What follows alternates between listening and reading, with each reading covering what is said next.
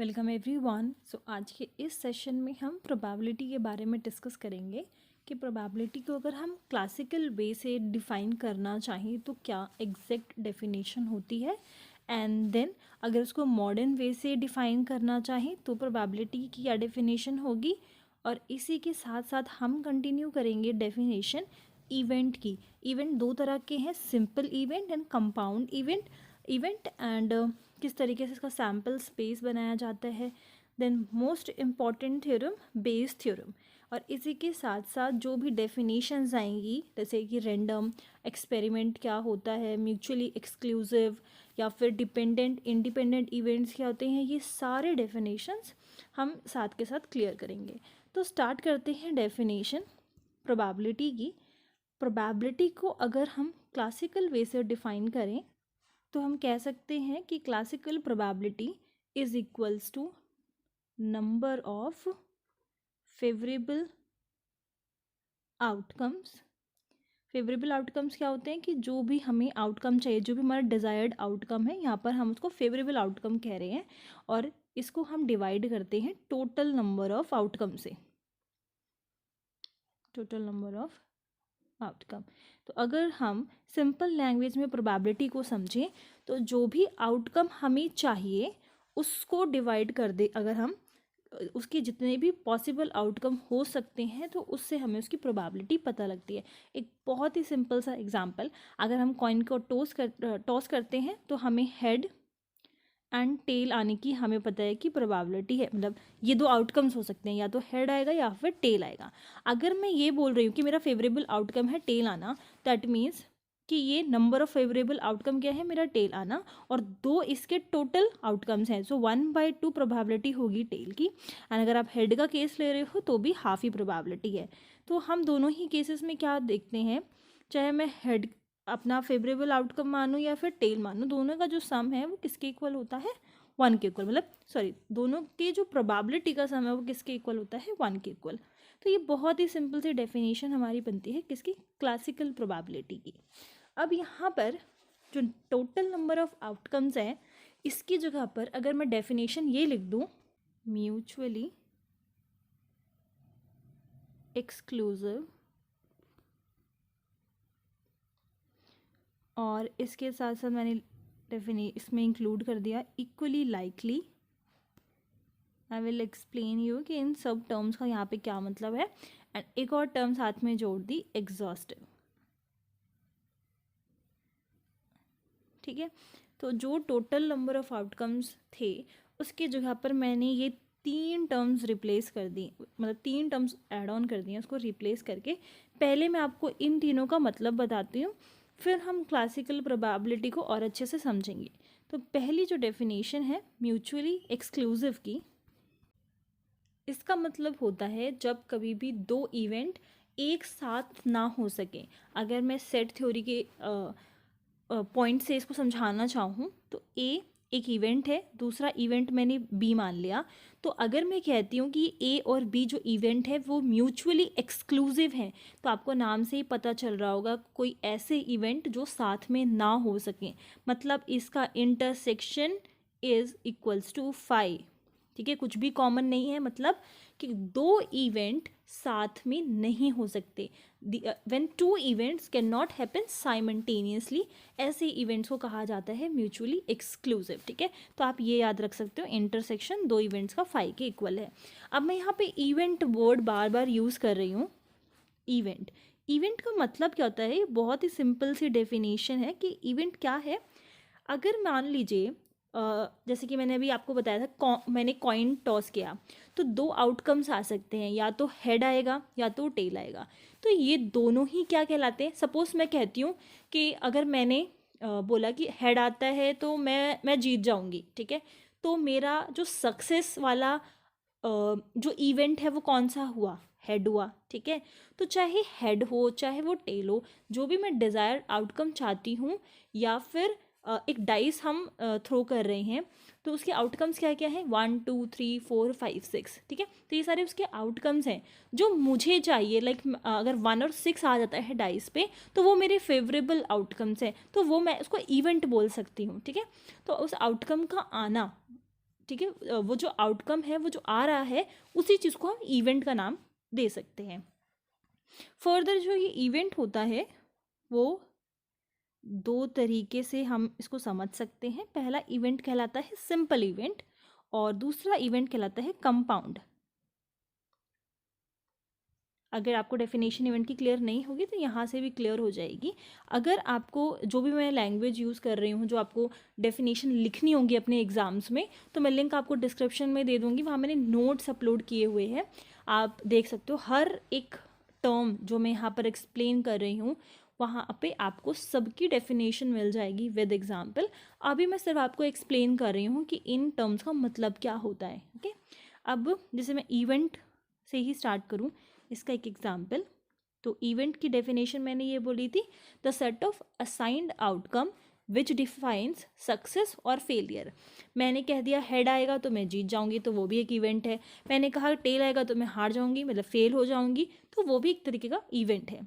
Now अगर मान लीजिए प्रोबेबिलिटी ऑफ सक्सेस मैं निकालती हूँ, तो प्रोबेबिलिटी पी यहाँ पे डिफाइन कर रहे हैं प्रोबेबिलिटी को, और मैंने यहाँ पे इसमें लिख दिया एस, जो कि एस मतलब सक्सेस। ठीक है, तो प्रोबेबिलिटी ऑफ सक्सेस क्या रहेगी? अगर मैं ये बोलती हूँ कि मैंने एक डाइस थ्रो किया, ठीक है, और अगर इस डाइस पे 1 and 6 आ जाए तो ये मेरे फेवरेबल आउटकम्स रहेंगे। ठीक है, तो चाहे 1 आ जाए तो भी मैं जीत जाऊंगी, चाहे 6 आ जाए तो भी मैं जीत जाऊंगी। तो यहाँ पर मैं कैलकुलेट करना चाहती हूँ प्रोबेबिलिटी ऑफ सक्सेस, मेरी जीतने के कितने चांसेस हैं। तो देखो डाइस का जो सैम्पल स्पेस होता है या जो टोटल आउटकम होता है वो क्या होता है? 1 भी आ सकता है, 2 भी आ सकता है, 3 भी आ सकता है, 4 and 5 and 6। तो टोटल आउटकम्स कितने हैं? 6 हैं। और मेरा जो सक्सेस वाले जो आउटकम्स हैं वो कितने हैं? 2 हैं। तो जो मेरी प्रोबेबिलिटी है सक्सेस होने की वो कितनी है? 1/3। अब इसी तरीके से अगर मैं निकालना चाहूँ कि प्रोबेबिलिटी ऑफ माय फेलियर, ठीक है, तो मैं किस तरीके से कैलकुलेट कर सकती हूँ? अब जो भी मेरे फेवरेबल आउटकम हैं उनको हटा के सारे ही जो आउटकम्स हैं वो मेरे फेलियर के आउटकम्स हैं। लाइक अगर 2 आ जाए, 3 आ जाए, 4 आ जाए या फिर 5 आ जाए, ये सब आता है, तो जो मेरी प्रोबेबिलिटी होगी फेलियर की आएगी। तो 4 आउटकम्स ये हो गए और टोटल आउटकम 6 हैं। दैट मीन्स मेरे हारने की प्रोबेबिलिटी है 2/3, मेरे जीतने की प्रोबेबिलिटी है 1/3। दोनों का सम अगर आप प्रोबेबिलिटी का सम कैलकुलेट करोगे तो आपको मिलेगा 1। तो इसी को कहा जाता है इवेंट। अब आ जाते हैं हम डेफिनेशन, सिंपल इवेंट की क्या डेफिनेशन होगी? When any random experiment is carried out once. For example, एक कॉइन है, उसको हमने टॉस किया, उसके 2 आउटकम्स आए, हेड एंड टेल। तो जब भी कोई एक्सपेरिमेंट सिर्फ एक बार किया जाए, कोई भी रैंडम एक्सपेरिमेंट एक बार ही किया जाए, तो उसको हम सिंपल बोलते हैं। बट कंपाउंड के इवेंट के केस में क्या होता है कि वही एक्सपेरिमेंट 2 या 2 से ज़्यादा बार किया जाए तो उसको हम बोल देते हैं कंपाउंड। ठीक है, जैसे कि अगर आपने एक कॉइन, सिर्फ एक ही कॉइन लिया था, ये जो कंपाउंड है, इस इवेंट में 2 इवेंट जो है साथ हो सकते हैं या 2 से ज़्यादा इवेंट साथ हो सकते हैं। अगर सिर्फ आपने एक ही कॉइन लिया, उसको टॉस किया, तो जो आउटकम है वो हेड या फिर टेल होगा, जो कि सिंपल इवेंट कहलाता है, जो एक बार किया गया। बट कंपाउंड के केस में क्या होता है कि हमने 2 कॉइन साथ में टॉस कर दिए, 3 कॉइन साथ में टॉस कर दिए, तो जब भी 2 या 2 से ज़्यादा इवेंट्स को एक्सपेरिमेंट को किया जाए तो वो कंपाउंड के केस में आता है। लाइक मैंने 2 कॉइन्स को साथ में टॉस किया, तो वो क्या कहलाएगा? वो एक कंपाउंड इवेंट कहलाएगा। अब प्रोबेबिलिटी क्या हो जाएगी? या तो दोनों बार हेड आ जाए, या तो दोनों बार टेल आ जाए, या एक पर हेड आ जाए, एक पर टेल आ जाए, या फिर पहले वाले पे टेल आ जाए, दूसरे वाले पे हेड आ जाए। तो ये 4 हमारे आउटकम्स आ गए। उसके बाद अगर मान लीजिए मैं कहती हूँ कि मैंने 3 कॉइन्स को साथ में टॉस किया, तो उसकी क्या प्रोबेबिलिटी, उसके क्या क्या आउटकम्स हो सकते हैं, तो मैं आपको लिखने का तरीका भी बताती हूँ और कितने आउटकम्स आएंगे वो भी बताऊँगी, किस तरीके से पता चलेगा कितने आउटकम्स आएंगे वो भी बताऊँगी। तो 3 कॉइन्स को साथ में टॉस किया गया है। पहले हम क्या करते हैं कि 4 बार आप हेड लिख लो एंड 4 बार आप टेल लिख लो। ठीक है, अब आप सिर्फ 2 बार हेड लिखेंगे, 2 बार टेल लिखेंगे, फिर 2 बार हेड लिखेंगे एंड 2 बार टेल लिखेंगे, ठीक है। पहले मैंने 4 बार लिया, फिर जस्ट उसका हाफ 2 बार लिया, अब मैं 2 का फिर से हाफ कर दे रही हूँ 1 टाइम। देन हेड लिखेंगे, टेल लिखेंगे, हेड लिखेंगे, टेल लिखेंगे, head and tail, head and tail. तो ये टोटल कितने आउटकम्स हो गए? ये टोटल 8 आउटकम्स हो गए। जब मैं 3 कॉइन्स को साथ में टॉस करूँगी तो ये तीनों में हेड आएगा, या तो तीनों में टेल आएगा, या 2 में हेड आएगा, 1 में टेल आएगा, ठीक है। इस तरीके से 8 मुझे आउटकम्स मिलेंगे जब 3 कॉइन्स को साथ में टॉस किया गया है। बनाने का तरीका क्या है? ये सैम्पल स्पेस मैंने बताई है। ये किस तरीके से आप बनाओगे? 4 बार हेड लिख लिया तो 4 बार टेल लिख लिया मैंने, 4 का हाफ कर दिया 2, फिर 2 बार हेड 2 बार टेल, और फिर 2 का हाफ कर दिया हेड टेल, ठीक है। तो ये भी क्या है? ये भी एक तरीके का कंपाउंड इवेंट है जिसके 8 आउटकम्स आएंगे जब हम 3 कॉइन्स को टॉस करेंगे। अब आप पता कैसे कर सकते हो? देखिए, सिर्फ एक ही कॉइन को एक ही बार टॉस किया गया था, एक कॉइन को, तो 2 टू दी पावर रेज करनी है, क्योंकि एक था तो 2 टू दी पावर 1। यहाँ पे 2 कॉइन्स को टॉस किया तो 2 टू दी पावर 2। यहाँ पर 3 कॉइन्स को टॉस किया 2 टू दी पावर 3। ये आ गया 8, ये आ गया 4, ये आ गया 2। तो ये 2 आउटकम्स हैं, ये 4 है और ये 8 है। तो इस तरीके से फाइंड किया जा सकता है कि अगर हम काफ़ी सारे से कॉइन्स को लेकर टॉस कर रहे हैं इकट्ठे तो कितने आउटकम्स आएंगे। तो आई होप जो डेफिनेशन है इवेंट की, जिसमें फिर हमने इसको फर्दर कैटेगराइज कर रखा है एज अ सिंपल और कंपाउंड इवेंट, वो क्लियर हो गई होगी। म्यूचुअली एक्सक्लूसिव मैंने आपको बता दिया, जब 2 कोई भी इवेंट साथ में साइमल्टेनियसली नहीं हो सकते। म्यूचुअली एक्सक्लूसिव हो गया। अब है इक्वली लाइकली। इक्वली लाइकली का मतलब समझिए, इसको कहा जाता है इक्वली लाइकली केसेस भी बोलते हैं हम काफ़ी जगह पे। तो बहुत ही सिंपल लैंग्वेज में अगर मैं आपको इसको एक्सप्लेन करूं तो इसका मतलब ये आता है कि जो भी कोई इवेंट है उसकी जितनी भी आउटकम्स आएगी उसमें कोई भी ऐसा इवेंट नहीं है जिसको हम प्रिफ़र कर रहे हैं, और ना ही कोई ऐसा इवेंट है जिसको हम डिसप्रेफर कर रहे हैं। फॉर एग्ज़ाम्पल, अगेन मैं एग्ज़ाम्पल ले रही हूँ कॉइन का, कि इसका जो आउटकम है या तो हेड आए या तो टेल आए, मुझे दोनों में ही इश्यूज़ नहीं है, ठीक है। हेड आता है तो भी कोई प्रॉब्लम नहीं है, टेल आता है तो भी कोई प्रॉब्लम नहीं है। तो ऐसे टाइम पर इन केसेस को बोला जाएगा कि ना ही मैं किसी भी केस को प्रेफर कर रही हूँ या फिर ना ही मैं किसी केस को डिसप्रेफर कर रही हूँ, मेरे लिए दोनों ही इक्वल हैं, ठीक है। तो इसको कहा जाएगा इक्वली लाइकली केसेस। या आप डाइस का एग्जांपल लेते हो तो चाहे 1 से लेकर 6 तक कोई भी नंबर आ जाए, मैंने किसी को अपनी प्रेफरेंस नहीं दी हुई, तो वो भी उसी के आप बोल सकते हो कि कोई भी केस हो मेरे लिए सब इक्वली लाइकली हैं। तो इस टर्म को बोलते हैं equally likely cases. So mutually exclusive, equally likely, last is exhaustive.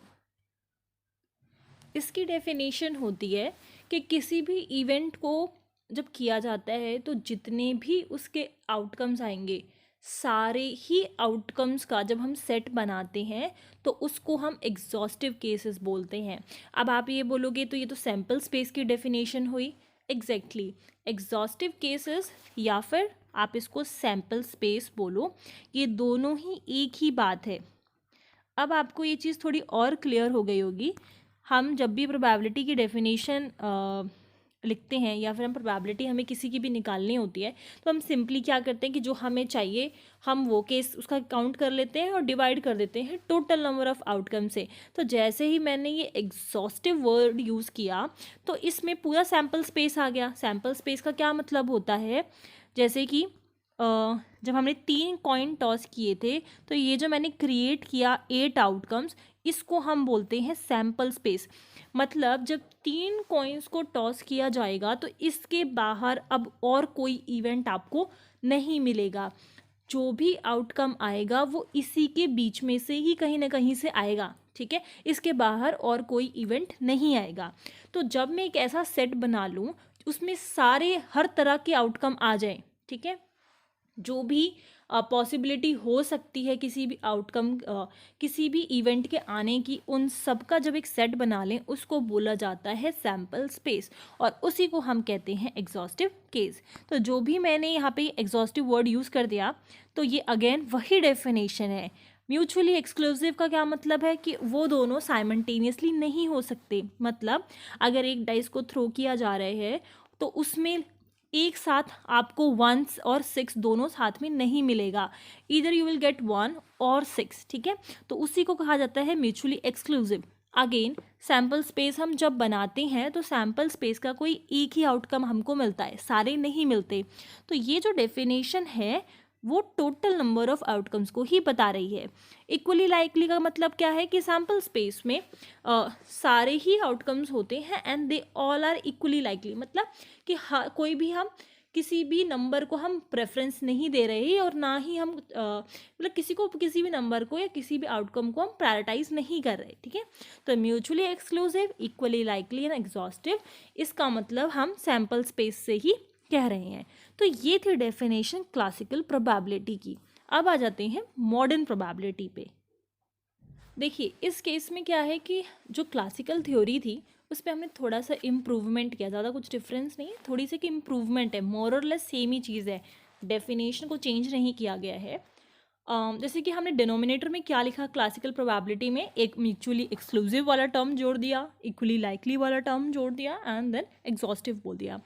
तो न्यूमरेटर जो वाला जो पोर्शन है, ये न्यूमरेटर हमारा बहुत क्लियर है कि जो भी फेवरेबल आउटकम्स होंगे, ऑब्वियसली हम जिसकी प्रोबेबिलिटी निकालना चाहते हैं वो हमारा फेवरेबल आउटकम होगा जिसकी हम प्रोबेबिलिटी निकाल रहे हैं, वो तो बहुत ही क्लियर है कि न्यूमरेटर में क्या आएगा, न्यूमरेटर में क्या आएगा। ओके, नाउ जो हम डिनोमिनेटर की बात कर रहे हैं, ओके, तो अगर कोई भी एक्सपेरिमेंट बहुत लार्ज नंबर ऑफ टाइम किया जाए तो आउटकम जो होगा वो इन्फिनिटी के टूवर्ड्स जाएगा। मैं एक बार फिर से रिपीट कर रही हूँ, जो भी हमने डिनोमिनेटर में लिखा है वहाँ पे हम क्या लिखते हैं, हम सारे आउटकम्स लिख देते हैं, like total number of outcomes जितने होंगे उतना हम लिख देते हैं। बट अगर कोई एक एक्सपेरिमेंट काफ़ी बार मतलब कैरी आउट किया जा रहा है, लार्ज नंबर ऑफ टाइम्स अगर हम किसी भी एक्सपेरिमेंट को कर रहे हैं, तो क्या होगा, अगर मैं लिखूँ कि let's say number of favourable outcome है मेरा m और टोटल नंबर ऑफ जो मेरे केसेस हैं वो n है, तो मॉडर्न प्रोबेबिलिटी बस सिंपली ये बोलती है कि जो ये टोटल नंबर ऑफ आउटकम्स हैं, अगर ये एक्सपेरिमेंट काफ़ी बार किया जाए, लार्ज नंबर ऑफ टाइम्स किया जाए, तो हम क्या बोलेंगे, this n is tending towards infinity. This is what modern probabilities. I hope यहाँ तक सारे डेफिनेशन क्लियर है। एक और वर्ड हम रैंडम एक्सपेरिमेंट यूज़ करते हैं through out the probability chapter. तो रैंडम एक्सपेरिमेंट आपको नाम से ही क्लियर हो रहा है कि कोई भी एक्सपेरिमेंट जब हम रैंडमली करते हैं, लाइक हमें पता नहीं है कि उसके क्या क्या क्या आउटकम्स आ सकते हैं, ठीक है, जो भी उसके आउटकम्स हैं सबके इक्वली लाइकली चांसेस हैं आने के। लाइक कॉइन है तो अगेन हेड भी आ सकता है, टेल भी आ सकता है, उसको कहा जाता है रैंडम एक्सपेरिमेंट। डाइस थ्रो कर रहे हैं तो 1 से लेकर 6 तक कोई भी एक हमें वैल्यू मिल सकती है, तो उसी चीज़ को रैंडम एक्सपेरिमेंट कहा जाता है जब हमें जो आउटकम्स हैं वो अननोन है, हमें पता नहीं है कि क्या आने के चांसेस हैं। तो ये बहुत ही सिंपल सा टर्म है जो हम यूज़ करते हैं, random experiment. Last complement set की हम डेफिनेशन और इस वीडियो में डिस्कस करेंगे। उसके बाद इंडिपेंडेंट एंड डिपेंडेंट जो इवेंट्स हमारे पास होते हैं उसको हम विद एग्जांपल अपनी नेक्स्ट वीडियो में समझेंगे। कॉम्प्लीमेंट सेट आपने सेट थ्योरी में भी इसके बारे में पढ़ा होगा। अगर मैं आपको वेन डायग्राम के थ्रू क्लियर करूँ इस चीज़ को, let's say this is a और ये हमारा पूरा सैम्पल स्पेस है, तो अगर इस ए का कॉम्प्लीमेंट हम बोलें तो क्या होगा, ए को छोड़ के ये जो बाकी जो बचा है सैम्पल स्पेस में ए को हटा दो, ये कॉम्प्लीमेंट सेट में आता है, ठीक है। तो इसी को अगर हम प्रोबेबिलिटी में समझें तो एक मैंने डाइस थ्रो करी तो उसका सैम्पल स्पेस कैसा बनेगा, उसमें आ जाएगा 1 2 3 4 5 6, और जो ए है, मान लो ए मेरा एक ऐसा सेट है जिसमें मेरे फेवरेबल आउटकम्स हैं 1 एंड 6, ठीक है। अगर डाइस से 1 एंड 6 आ जाता है तो ये मेरी सक्सेस की प्रोबेबिलिटी को मतलब सक्सेस बताता है कि सक्सेस इवेंट हो जाएगा मेरे लिए। तो उसका कॉम्प्लीमेंट क्या आएगा, आप 1 एंड 6 को हटा दो, इसमें से 2 3 4 5, ये इसका कॉम्प्लीमेंट कहलाएगा। That's it. नेक्स्ट वीडियो में जो हमारी डेफिनेशन रहेगी, सबसे पहली डेफिनेशन हम डिस्कस करेंगे इंडिपेंडेंट सेट के बारे में, देन नेक्स्ट डेफिनेशन होगी डिपेंडेंट, और विद एग्जाम्पल हम इस चीज़ को क्लियर करेंगे। उसके बाद addition theorem, then multiplication theorem, and then most important